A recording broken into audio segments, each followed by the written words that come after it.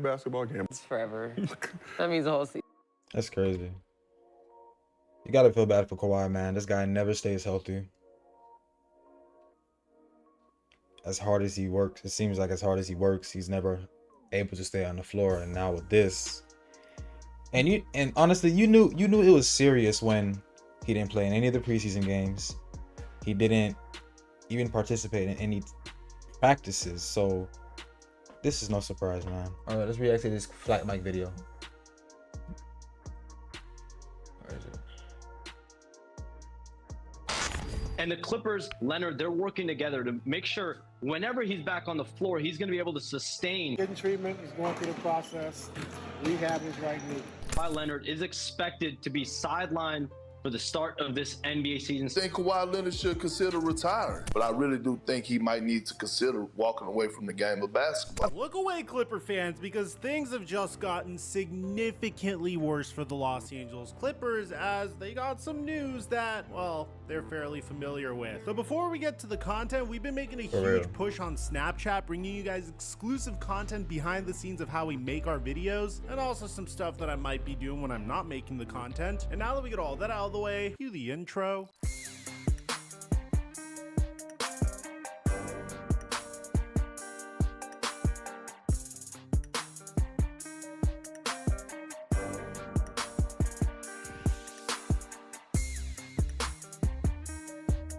$100 on prize, and you guys let prize picks is given in order to. Fortunately, we've been on a crazy low and use my $5 or more. Then follow me on Instagram at the Flight Mike or on Snapchat to get my picks for prize. At this point, we could all agree the Kawhi Leonard Paul George era in Los Angeles has definitely fallen short of expectations. Who remembers Battle of LA? Who remembers that? Battle of LA. And it's primarily due to one reason and one reason in particular, because the Clippers blew a 3-1 series lead in the bubble. No, jokes aside, this is something that Clipper fans are very, very familiar with. The fact that every single time this team seemed to have had promise, one of their star players, whether it was Paul George or Kawhi Leonard, would get injured at the worst possible time. I mean, the very next year, 2020 to 2021, the Clippers finished 4th in the West, but in the conference finals, Kawhi Leonard got hurt and the Clippers would lose to the eventual Western Conference champion Phoenix Suns, which really causes me a lot of pain, man. Even though I'm a Laker fan and I don't want the Clippers to succeed, I just feel like a Clippers-Bucks NBA Finals would have been so much more entertaining than what we ended up getting between Phoenix and the Milwaukee. Yeah, I'm not gonna lie, man. And I think that was the 2021 year. I'm not going to lie, man. Yeah, Clippers and Bucks would have been way better than Phoenix and the Bucks, in my opinion. It would have been a more competitive series. And honestly, I would have picked the Clippers to win that series if Kawhi and PG were obviously healthy, of course.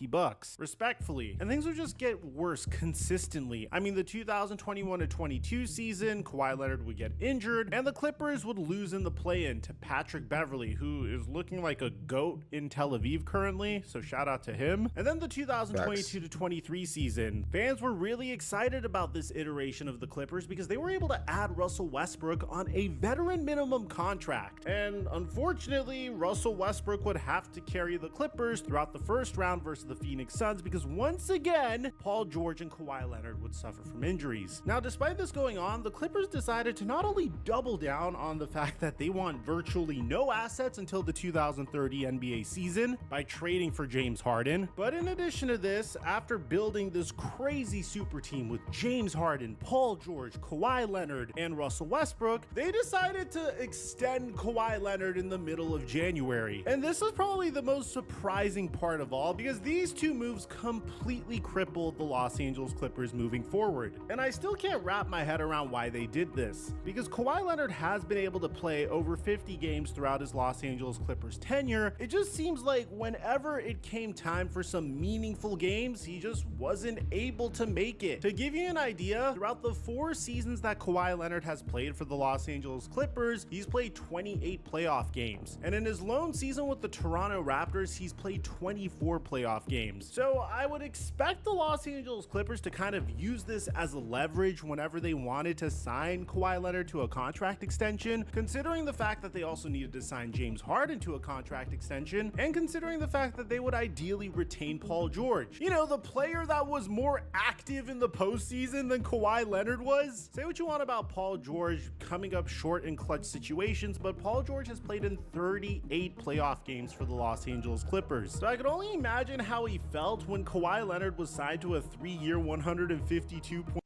And that was the weird thing for me. The fact that the Clippers didn't even want to, because part of the reason why PG wanted to leave the Clippers is because the Clippers were essentially trying to lowball him and give him a deal that he clearly wasn't going to accept.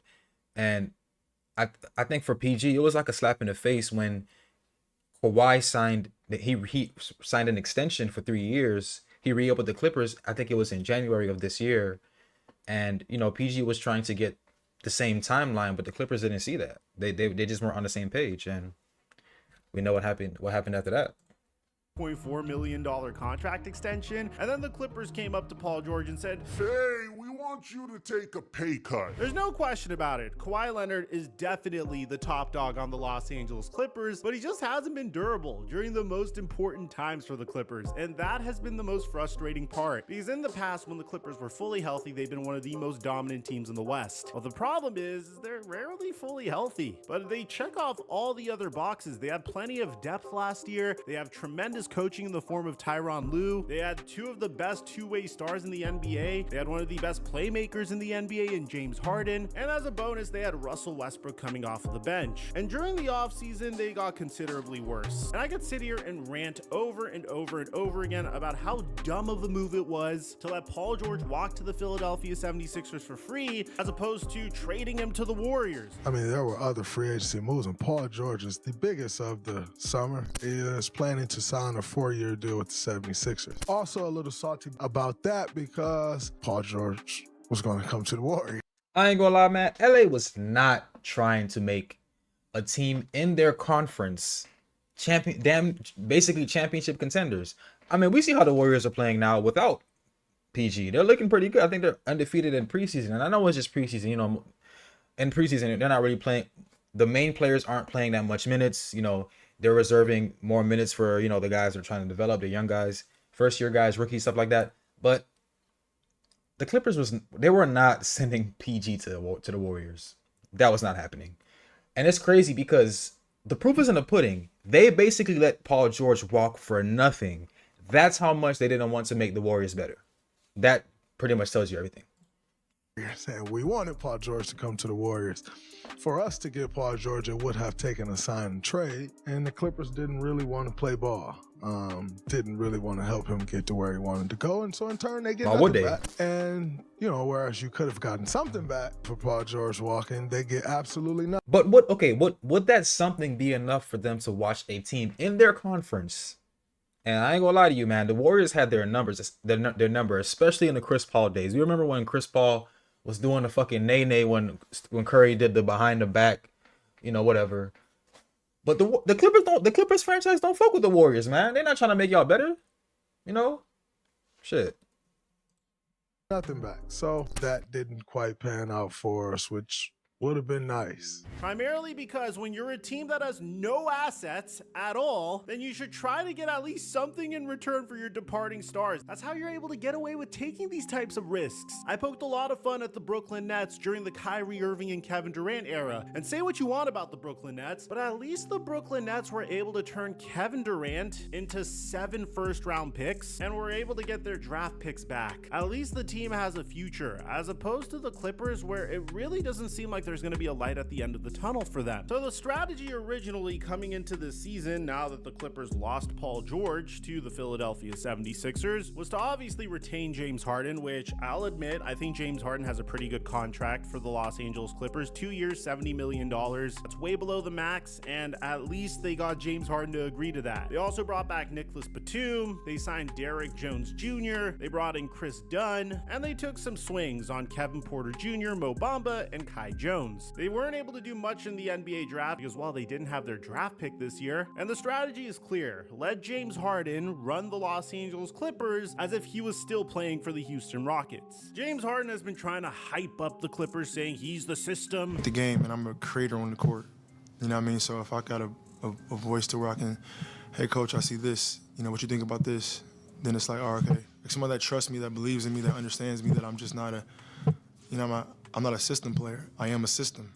You know what I mean? So, all right, Harden, if you the system, man, I better see 30 and 10 right out the gate. As soon as the season start next week, bro. Right out the gate, man. I want a 30-point game on opening night, brother. Come on, man. Let's go. More recently, he's been saying that he's in the best shape of his life. Start of the season, I'm going to be the best shape I've been in probably 5, 6, 7 years. So I don't really want to talk. All right. So y'all heard it first, and I'm sorry for pausing the video a bunch of times, but y'all heard it first. He said he's in the best shape that he's ever been. So let's see. I just want to go out there and show it. I feel like I've been talking too much. And he's even admitted to us straight up that he has way more influence on the offense. The earlier you get started, and we're, for the most part, a fairly new team. You know what I mean? So you got teams that's been together, especially their core, for 5, 6, 7 years. You see Boston, they've been together for a very long time, and they finally got their first championship. So team building, chemistry is very, very important. And for me, I think we had I wanted to do a training camp in Scottsdale, which we had a couple weeks ago, just to kind of get the guy hanging out, go to dinners and things like that. So this is very important. You're kind of away from your family. You get to just work out and then hang out, and just chat and get to know each other. That helps on the court as well. So. Meanwhile, Kawhi Leonard said that his mindset hasn't changed with Paul George leaving. Don't let that distract you from the major problem that the Los Angeles Clippers have had throughout the Kawhi Leonard era. And that's the fact that he's just not available to play. Remember, Kawhi Leonard injured his knee in April. Back then, he was supposed to be day-to-day. Yes, ladies and gentlemen, there was a time where Los Angeles Clipper fans thought that Kawhi Leonard was going to make it back in time for the playoffs. But alas, he didn't. There was a point a couple of months later where Kawhi Leonard said, "Hey, I want to represent Team USA in the Olympics." For Lawrence Frank and the coaching staff said, "No, you don't. What are you doing? You barely can stay healthy as is." So you would imagine if Kawhi Leonard was trying to play for Team USA's Olympic team, then there'd be no question about it. I mean, from how it looked to me, Kawhi didn't want to play for Team USA. I think he participated in like 3 practices before Team USA people were saying, "Hey, we don't think you're ready." And I think Team USA's executive director, I think is Grant Hill. I think he said that and I think I'm quoting him. I could be wrong. I'm quoting him, but I could be wrong. I think he said it's in the Clippers and the and Team USA, and it's in the Clippers and Kawhi's best interest that he doesn't play for Team USA. So think about that. Then shortly after, I think Lawrence Frank, who was the GM, who was the president of basketball operations for the Clippers, he didn't like the idea of Team USA, I guess, giving up on Kawhi so early in the game. He felt like they should have gave him more time to, ramp up and see if he can, participate. But, Team USA officials were like, "Nah, bro, we got to move on." And that's why they picked up Derek White from the Celtics. He is fully good to go for the start of the regular season. After all, that's why the Los Angeles Clippers were all in. Well, we're all in until this past offseason where they just decided not to go past the second apron and extend Paul George, which is a crazy switch up if you think about it. But we've discussed this many times before. They're opening up a brand new arena, Intuit Dome. They're no longer the Los Angeles Lakers' little brother. They're the Los Angeles Clippers, and they have their own identity now. So it's important that their best player would be available for that game. And originally we thought it was a no-brainer. There was no question about it that Kawhi Leonard would be available for the beginning of the season. But then Tyronn Lue would say this a couple weeks ago. What's the latest update on Kawhi Leonard? He's getting treatment. He's going through the process. Look at him. He's like, he takes a season. But then Tyronn Lue would say this a couple weeks ago. What's the latest update on Kawhi Leonard? He's like, that sigh you give before you answer a question, because you know you're probably gonna give an answer that most people don't want to hear. So, listen, man, you can tell right by Ty Lue's reaction. He's like, man, listen, bro. That's the man. We're doing whatever we can to help the brother, man. That's the look he gives me, you know. It's bad in LA, man. Clipper Nation, man. It's bad in LA. He's getting treatment. He's going through the process. Rehab his right knee. Still nothing in practice, right? Huh? Still nothing in practice. Kawhi? No. And then Brian Shaw would say this 2 days ago. We're out here, you know, he has not been a part of what we've been doing, you know, on a daily basis. So I know the kind of company line has been that he's going, you know, they're going to be patient with him. So he's doing everything that he can to rehab it and strengthen that knee on his own with our medical staff, and we're just dealing with the guys that we have available. Today he went. And now, ladies and gentlemen, drum roll, please, because Shams Charania would appear on ESPN and say this. Malika, sources tell me that Kawhi Leonard is expected to be sidelined for the start of this NBA season starting next week. He's continuing to rehab inflammation in his right knee, going through a rehab process with the Clippers to strengthen that knee. I'm told he is still in that protocol, that process. And the Clippers, Leonard, they're working together to make sure whenever he's back on the You know what makes all this even more weird? On Clippers Media Day, Lawrence Frank said, and I quote, that the swelling in Kawhi's knee has gone down significantly. When you hear the word significantly, you think, oh, okay, so he's taking his progress is going on an upward trajectory. He's making good progress. But it seems like, you know, there's been a huge setback, especially now that he's out indefinitely. floor, he's going to be able to sustain and stay on the court, and that they're doing their due diligence and not just bringing him back for the start of the season or rushing him back for a week. But for Kawhi Leonard, this has been something since last spring, really, where it's been a process. He just has not felt right. He's been dealing with swelling in that knee, continued swelling. He's still had and developed over the course of this training camp. So he will be out a period of time to start the NBA season. Still unclear exactly when, but the players, coaches, they are bracing for him to be out a period of time to start the year. So this wasn't part of the Los Angeles Clippers plan at all. He's currently out indefinitely, and Shams even mentions this in the article that he wrote about him. Now, I will be honest, I still feel fairly confident that the Clippers could at least tread water while they're waiting for Kawhi Leonard to return. I mean, it's not like the Clippers are devoid of depth. James Harden was able to do a remarkable job making a relatively thin supporting cast look pretty damn good when he was on the Houston Rockets. But that was Houston Rockets James Harden. Harden will have Norman Powell, Ivica Zubac, and Terrence Mann flanking him. And for all you know, we might even see him turn back the clock, and that's definitely a possibility. It's just not something that I would necessarily want to depend on if I'm the Los Angeles Clippers. At the end of the day, I just think it's crazy that the Clippers decided to pay Kawhi Leonard a full-on max contract in January, given the fact that he's consistently been injured when it's mattered the most. And I think that just speaks to the incompetence of the Los Angeles Clippers front office. I mean, you trade a bunch of assets for Paul George in 2019, and then you trade a bunch of assets for James Harden in the beginning of 2023. You decide to then give Kawhi Leonard a fully max contract when you could have just signed him for $10 million less, and that combined with the pay cut that James Harden would have given you would have been more than enough to retain Paul George, or at least go into the second apron, because at this point you might as well. It's not like you have assets for the future anyway, and you're opening up a brand new arena. Fans need to get excited about this iteration of the Clippers. And of course, you can't really predict when injuries happen, but this literally happens each and every year. Kawhi Leonard rarely plays for the Clippers. It's a meme at this point. No one is shocked by this news. There's a reason why I titled the videos Kawhi Leonard did it again, because we already know what he did again. At the end of the day, I know I'm a Laker fan, but I obviously want each and every superstar in the NBA to be fully healthy so you can watch these teams at full strength. But I have to admit, I feel like this could have been avoided. I feel like the Clippers could have handled this situation better. But let me know in the comment section down below, what do you guys think about all this? Aside from that, I'm your boy Mike, and I'm dropping our mic.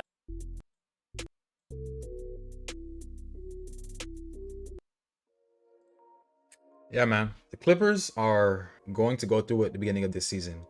And I was speaking to the homies the other day, and the takeaway from that conversation was, listen, man, The departure of PG, of Paul George going to Philadelphia, made Kawhi that much more important to the Clippers. And now that he's out, well, it's going to be on Harden to see what he can do to keep the Clippers above water in this tough ass Western Conference, man.